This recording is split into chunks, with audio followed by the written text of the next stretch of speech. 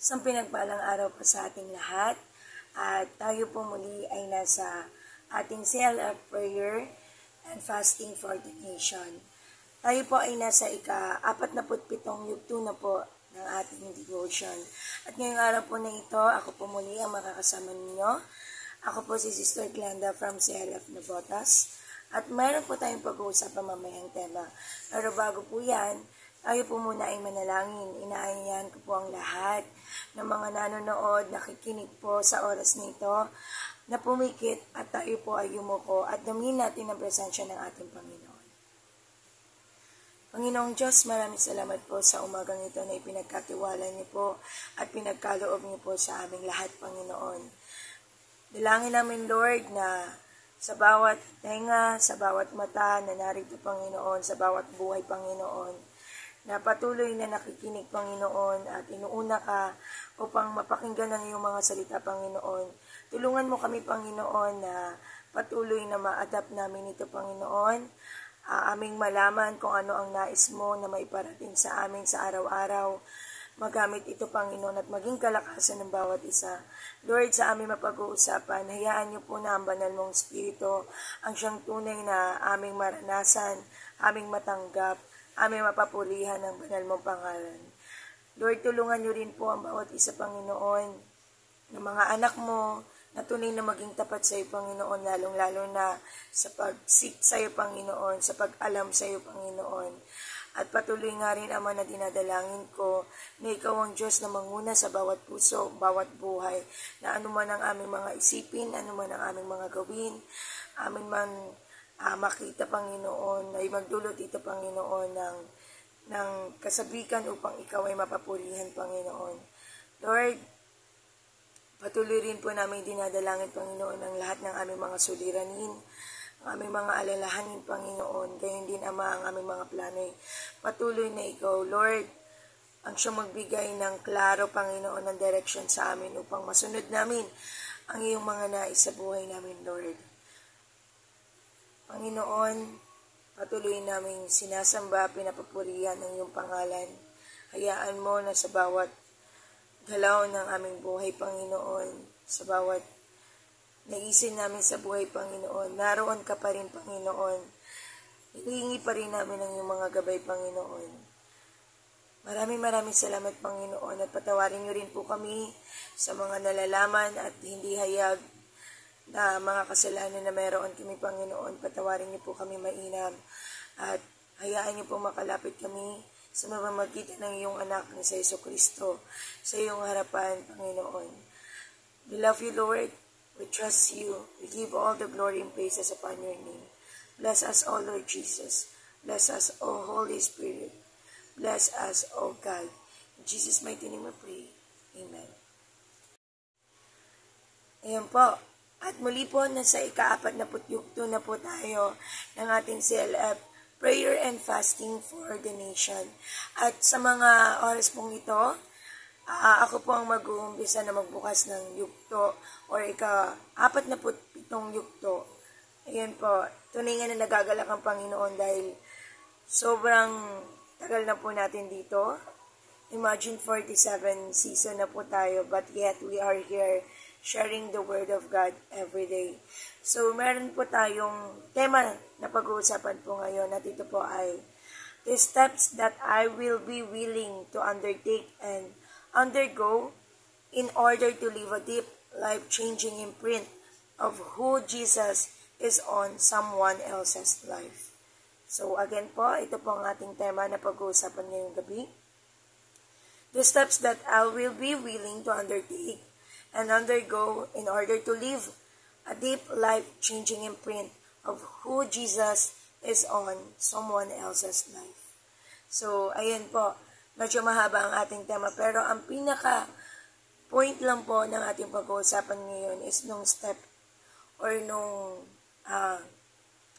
lakad mo, nung plano mo na gusto mo or willing ka na kunin, gawin sa buhay mo para magkaroon tayo ng, ma-share natin si Jesus, magkaroon ng impact sa buhay ng iba ang tungkol kay Jesus. Ayan po. So, unang-una po, ang aking verse po na napili Nakaakibat po ng ating tema ay Proverbs 16:9 or Kawikaan 16:9.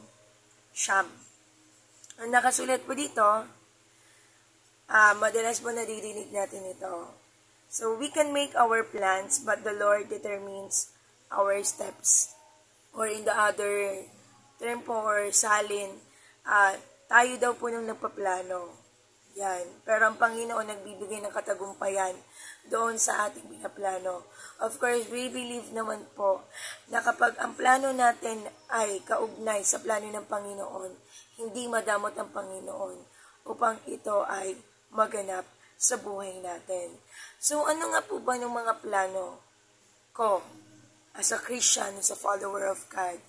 Ano ba nung willing ko i-undergo or undertake na steps para sa Panginoon at para rin po sa aking kapwa na mas magkaroon pa ng deep relationship or mag-iwan ako ng deep impact, malalim, di ba po, na tungkol sa ating Panginoon.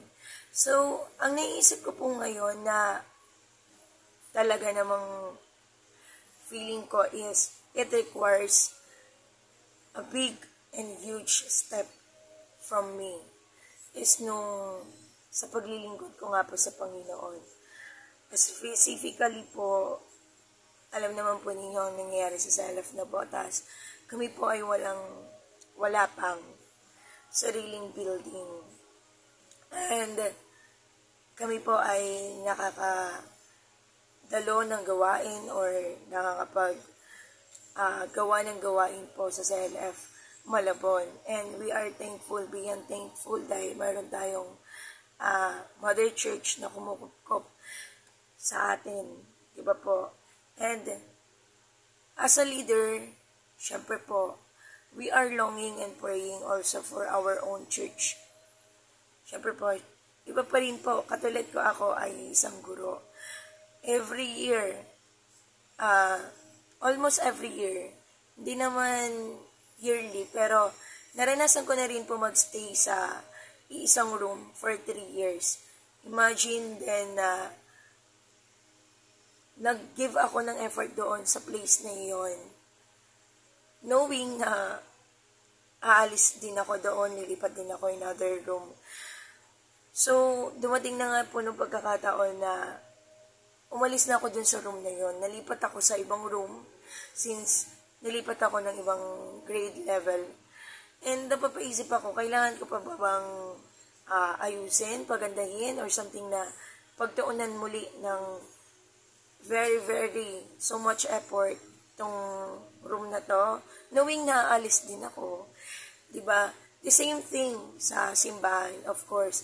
We would like to have our own place. Kasi pag alam mo na doon ka na, you will do something great pa, di ba? Mag-effort ka, gagawa ka ng mga bagay-bagay doon, magpaplano ka. Lalo na po ako ay head ng Sunday school. May plan ako in my mind na kapag nagkaroon ng place, ang Self na Botas, maglalagay talaga ako ng corner kung saan po, or room, kung saan po, doon ng mga Sunday school, ng mga gamit nila, magkakaroon ng parang mini playground. Gusto ko nakakip ng mga artworks nila. So, ganun po. So, yun nung medyo nagkakaroon po ng blurry. Kumbaga, blur pa sa amin. But, we are not losing our hope. So, yun po nung isa sa parang nasa isip ko na yung place po ng aming simbahan. Kasi meron po kasing plano. May tao na gustong tumulong sa amin and he is offering us, sila mag-asawa, they are offering us a place. Ayan. At first, nung ginalaw namin yung place na yon, medyo ako po bilang tao, medyo hindi po ako agree doon sa place na yon. Dahil nga po, yung place na yon is very difficult na puntahan. And as a youth leader also, medyo nag-iisip po ako na baka hindi to carry ng mga bata, mga kabataan. Hindi siya ganun ka-accessible. Hindi kaya ang motor, hindi kasya, hindi kaya ng sasakyan. And you need to go inside pa po, doon sa place na yon. And we discuss about it. Kami po ay nag-usap-usap about doon sa place na yon, na ino-offer nga po sa amin. And some of my points ay na-meltdown, kumbaga nawala.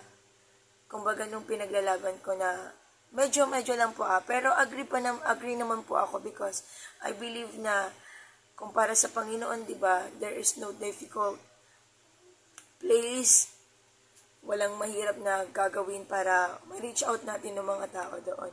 So yun yung parang nag-ano sa akin na lang na yun na lang ba, laging comfort na lang ba nung ating iti-take. Hindi ba pwedeng mag-take a risk din tayo sometimes to share the word of God, to have our ministry na lumawak ito.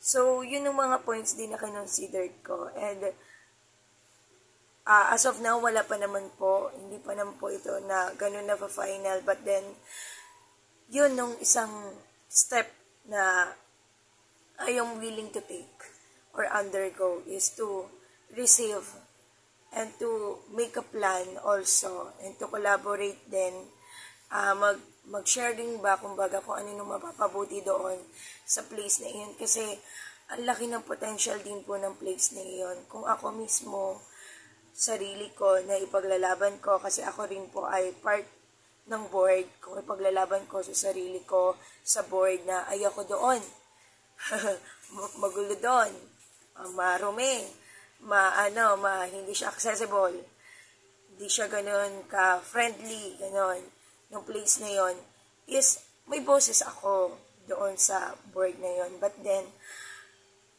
kinakausap kami ng Panginoon na kung walang mag-take nun, sino? Ang daming tao. Yes, yung lugar na yun ay medyo matatawag natin parang depressed area kasi dikit-dikit po talaga. Ultimo motor ay hindi po talaga kasya. Pero sino ang gagalaw? Di ba po? Sino ang magtitake doon sa place na yon kung hindi kami? Di ba? Alam ko may plano ang Panginoon kung bakit in-offer yon sa Self na Botas. So yun po nung isang i-undertake ko, willing to undertake and undergo. Magpasakop ako doon sa gusto ng aming mga pastor, mga leaders namin na nung nararamdaman ko, although hindi naman po ako super disagree, I have some point lang po in my mind, pero andun pa rin po nung pagsunod ko. Sabi ko nga po kung ano po ang napagdesisyonan natin, we will go on to that. Since we are having our plan, yun nga po, ang i-take yun. So, that is one thing na may consider ko po na step for me or willing ako na i-undertake nung tanggapin yung lugar na yon and to minister. Kasi ang laki po talaga ng potential niya kung titingnan lang po natin nung paligid na nanton. It may seems difficult, it may seems na parang delikado, pero sabi nga po sa ating Bible verse, huwag tayong matakot sa tao, di ba? Laman lang yan. It may affect us physically. Mas matakot tayo na hindi natin, di ba po? Kumbaga hindi natin sinusunod ng gusto ng Panginoon at mas matakot tayo na doon sa mga bagay na hindi natin nagagawa for God. At nung mga consequences nun sa buhay natin. Though hindi yun ang specific na nakasulat doon, but then ang nakasulat po doon is huwag tayong matakot doon sa mga tao. Diba? Yes, may makakaharm sila, pero magtiwala tayo sa Panginoon na ang kasama natin, ang dinadala natin ay ang Panginoong Diyos. At alam natin sasamahan niya tayo. Diba? Sabi nga po sa kanta, huwag tayong matakot, duman man tayo sa ilog, sa apoy, kasama natin ang Diyos. So, in that moment, pag of my life, yun ang isang big step, I think, na willing ako i-undergo or undertake. Of course, para ma-ministry or ma-ministryon po namin yung mga taong nakapaligid doon. Kasi alam naman po natin na nung lugar doon sa mga depressed area na tinatawag natin is sometimes sila po nung mas kailangan ng Panginoon talaga. Makarinig sa Panginoon. And naniniwala ako na ang CLF na Botas ay gagamitin po doon sa lugar na iyon. So, as a part of CLF na Botas, yung po noong step na magagawa ko to leave a deep impact in someone else's life. Diba? About Jesus. So, yung print about Jesus, of who Jesus is. So, yun po, nung isang step din po na sa tingin ko, big talaga, huge step na pwede kong gawin para sa Panginoon at para sa aking kapwa. And another thing is, yun nga po, ginagawa ko na po siya ngayon. Tinake ko na po nung kami, hindi lang po ako, kundi kami, nung pagiging teacher po sa LF, Bible Creed. Although, nung una po, nung hindi pa po ako nakakagraduate, ang ating pastor po ay ina-assign na po ako doon as a teacher nga po sa Bible Creed. But this time po talaga ay, ano na po ito, hindi na po siya kapag wala lang si pastor, kundi ako po ang gumagawa ng schedule. Kaming mga graduates po, nagtuturo na po kami sa Bible Creed. And yung po noong training, step na tinitake ko po ngayon, ina-undergo ko. Kasi nung Bible Creed po, hindi lang po babasahin mo yon. Nung lesson po doon sa Bible Creed, madudugurin po talaga. Kumbaga, ng mga tinatopic niyo po doon is nung, it may seems typical na naririnig natin. Typical na, lagi nating naririnig, pero mahirap nating sagutin. Doon po sa Bible Creed namin, pinag-aaralan namin yung mga topic na iyon, nung mga untold, unteach, nung medyo medyo mababaw minsan, malalim minsan, mababaw na in a sense na hindi natatopic. At doon lang natatopic sa Bible Creed na pwedeng pagmulan ng kaalaman. And malalim minsan na hindi natatopic namin doon sa Bible Creed. Or hindi na nalilesson or natiteach ng pastor na natatopic namin po doon sa Bible Creed. Alam niyo po yun, karabing aral din po nung kailangan mong gawin. Kasi doon po sa Bible Creed namin, hindi ka uuwi na walang tanong.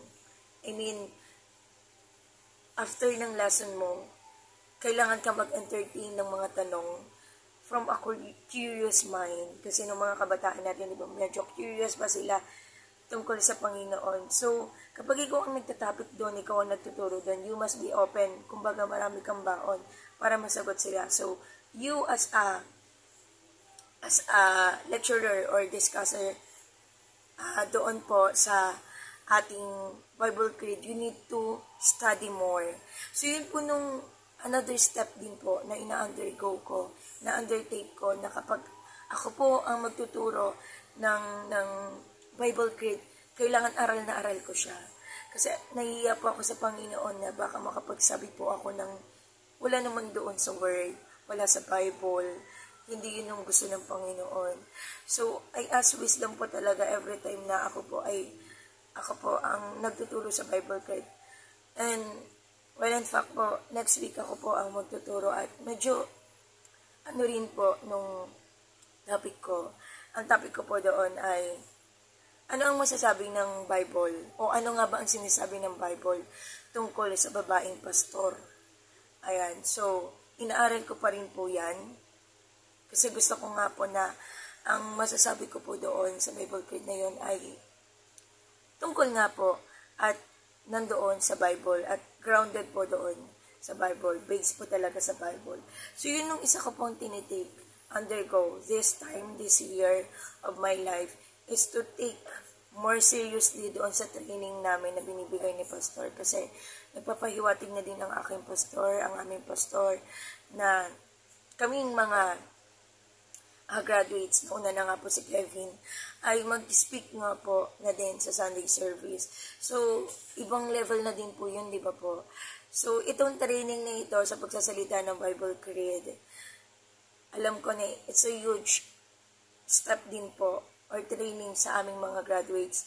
And I know na maglilive ito ng imprint of who Jesus is sa buhay ng mga taong nakakapakinig doon. And also, for me, yun yung mga bagay na hindi ko kinahihiya nung mag-aral ng mag-aral para sa Panginoon. Kasi kung para sa Panginoon ito, who are we para hadlangan ito? Naniniwala po kasi ako na dapat tayong mga Kristyano, huwag tayo makontento doon sa nalalaman natin about Jesus. Dapat tayo po mismo isik natin more and more and more every day of our lives ang tungkol sa Panginoon. Yan, kung ako po, kami mga graduates, tama na yun na graduate na kami. Masteral, diba, theology, tama na yun. Pero in our hearts, gusto pa namin mapaglingkuran ng Panginoon. Gusto pa po namin na mapalalim ang relasyon namin sa Panginoon. Kung ano man po nung binibigay sa aming task, si Kevin nga po, diba, na ano na nga po siya, na ordain na po siya as a pastor. Kami rin po, we are willing to do the same, to do more about God. Hindi lang naman po sa papapastor, diba? But in other ministry, hindi lang naman po nung title na pastor, nung hinihiling namin or gusto namin makuha, but bagkus nung more deep relationship with God. Kasi naniniwala kami na kapag kami mismo filled with the Holy Spirit, filled with the love of God, Word of God, may isi-share din namin ito sa mga taong nakakasalamuhan namin, especially sa aming pamilya at ng mga taong malalapit sa amin.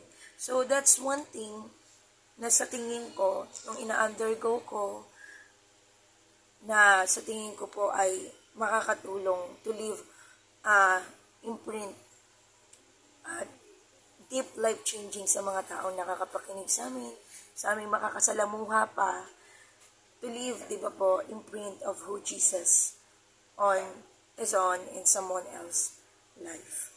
So, another thing po, so is, nasa 2 Timothy 4, verse 2. Ayan, nakasulat po doon, very short ko lang po na, yung pinaka-point niya po is, preach the word of God, season or out of season. Yan nga po, katulad nga po ng sinabi ko po kanina, hindi lang dapat doon sa comfort zone mo, hindi lang dapat doon sa okay ka, hindi lang dapat doon sa ayos ka, kundi kumbaga, anytime, any situation, preach the word of God. Kahit saan man yan, preach the word of God. Kahit kailan man yan, preach the word of God. So, we as a Christian, dapat po ganun ang taglayin nating kaisipan. Ay, nahiya ako. Ako po talaga, ewan ko pa sa mga nakakakilala po sa akin, they think na I am bold. Kumbaga, very happy, very positive every time. Pero hindi, meron po akong a little deep secret. Yes, extrovert po ako, pero kapag ako ay nilagay na po sa isang tao, 2 tao, medyo nahihiya po ako. Totoo po. At hindi ko po alam paano mag-confront. Nahihiya po ako mag-confront. Lalo na kunwari, may ginagawa ka sa akin. Tapos iharap mo siya sa akin. Nahihiya po ako. Iiyak na lang ako. Ganun mga bagay po. So, hindi po ako every time malakas. Hindi po ako every time na lakas-lakas ng loob. Ganun.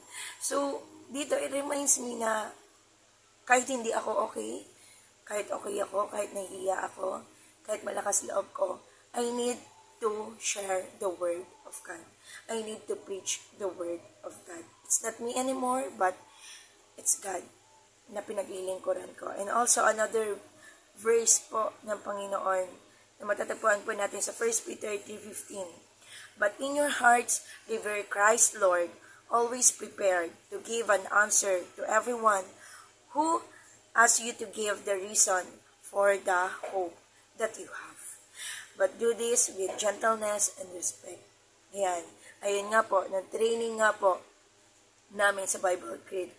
If there's someone na medyo naguguluhan, nagugulumihanan, nagtatanong may question, sila ay curious, we need to be ready, diba, to answer them back.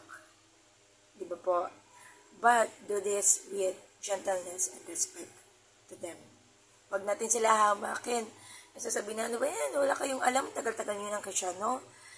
Or kaya, ang bago-bago nyo pa, ayun yung mga tanungan ninyo, mag-aral kayo. Diba? Hindi po natin pwedeng gawin yan. But then, we need to give them the reason, the hope that we have. Bakit tayo hopeful? Bakit tayo nandito to share the Word of God? Bakit natin ginagawa ito? Diba? But we should do this with gentleness and respect to them. So, yun lang po nung aking may share ngayon, nung step na gagawin ko po at ginagawa ko na po ngayon. Nawa, ang bawat isa po, huwag po tayong mapagod to step up for God. Kasi ang Panginoon, ang dami niyang ginawa sa atin, nag-step up siya, ang dami niyang tinake sa atin para tayo ay mapunta sa kalagayan natin ngayon. Ang mapunyagi, ang mapatawad, ang magkaroon ng relasyon sa Panginoong Diyos. So, wag natin sayangin ng moment na ito na magkaroon po tayo din ng lakas ng loob to take a risk, to undertake something for God para din ma-share natin ito sa ating kapwa. At sila din, magawa rin po nila ito in due time. So, yun lang po. Maraming salamat po sa mga nakinig at nawa po wag tayo manghinawa sa pagsunod sa ating Panginoon. So, ngayong mga moment po ito, inaanyayan ko po ang lahat to pray. Father God in heaven, we thank you, Lord, for this moment. We thank you, Lord, for this sharing, Panginoon. Alam ko, Panginoon, na ang bagay na ito ay makakapagkaroon, Panginoon, ng bawat isa na nakikinig, ng impact, Panginoon, na sila rin mismo, Panginoon, magawa rin nila at gagawin nila, Panginoon, ng mga naririnig nila, Panginoon, na training or undergo moments, Panginoon, sa speaker, Panginoon, katulad ko, Panginoon, na sa darating po, Panginoon, kung naman po ang marinig namin, Panginoon, na mga salita mo, Panginoon, and step, Lord God, naway patuloy namin mai-apply ito sa aming buhay upang lalo pang mapalalim ang iyong ang aming mga relasyon, Panginoon, towards you, Panginoon. Lord, maraming salamat po. Dalangin ko, Panginoon, sa mga nakikinig, sa mga nanonood, Panginoon, kagalingang physical, kagalingang mental, kagalingang emotional, Panginoon, kagalingang financial, Panginoon, ang siyang ilapad mo sa bawat isa sa amin, Panginoon. Gayon din, Ama, patuloy namin masunod ang iyong mga nais sa buhay namin. Lord, let your will be done on us. Let your will be done on us, Lord God. And also, Lord, we are praying to give more glory to you, Panginoon, less on us. At nawa, Panginoon, magawa namin ang nais mo sa buhay namin, in comfort man or in uncomfortable place, uncomfortable time, Panginoon, nawa ikaw pa rin po ang maihayag namin, Panginoon. Ano man po iyan, Panginoon, huwag kami matamimi, Panginoon, in sharing your word and sharing you as a loving God, as a faithful God and powerful God. We thank you, Father. We give all the glory and praises upon your name. In Jesus' name we pray. Amen.